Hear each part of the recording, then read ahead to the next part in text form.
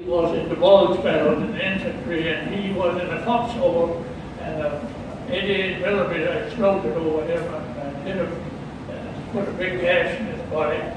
And he was in the hospital a while there, and when he got better, he visited me in England. By that time, I was already on the way home. Well, he traced me all the way up to Ireland again, and we visited a while over there while he was there. When we got home, well, some of the people that got home with me, they had good telephones at that time already, but we didn't have any at home except the old crank phone on the wall, and that could be called home. So we went to a bus station, and I went home on the bus a while, and then finally took a train, I think from Dallas, Fort Worth, and took a train to back to Fort Sam Houston. And then I got discharged at Fort Sam Houston, the same place I was inducted in. And the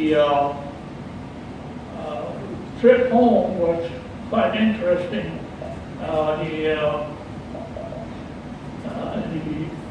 bus that I took home, I thought was going to go through the range, but it did not.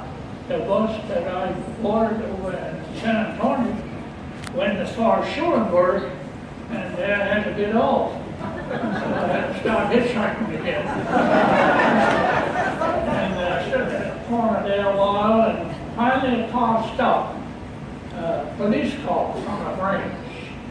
And the deputy sheriff in the range, who Pruitt was his name, he stopped by and said, "Soldier, where are you going? Where are you headed?" I said, "I'm headed to either Fayetteville or all the way to Sheldon. In Sheldon, that's where I live. I'm going to Sheldon. But if I can get to the range of Fayetteville, that would be fine." He said, "Well, I'd take you to the range. But first, they had a dance in the range that night."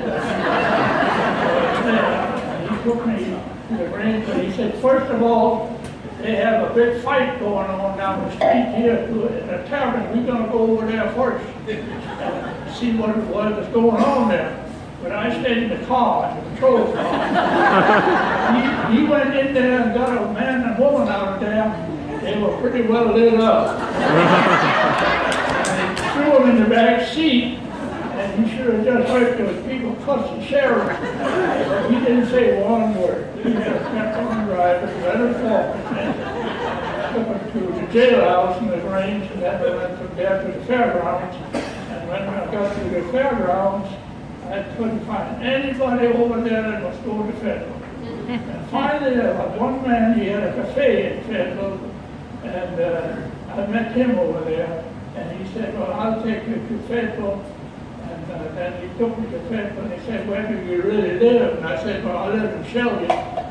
And he said, "Well, that's just 10 or 15 miles from here. Well, I'll take you all the way home." So then he took me all the way home, and I got home about the same time again. Then I got home stayed on the porch again that night. So that was, I got home just in time for the 4th of July celebration in Roundtop. But the few people there were quite a few number of people that were in the Air Force here from around the community.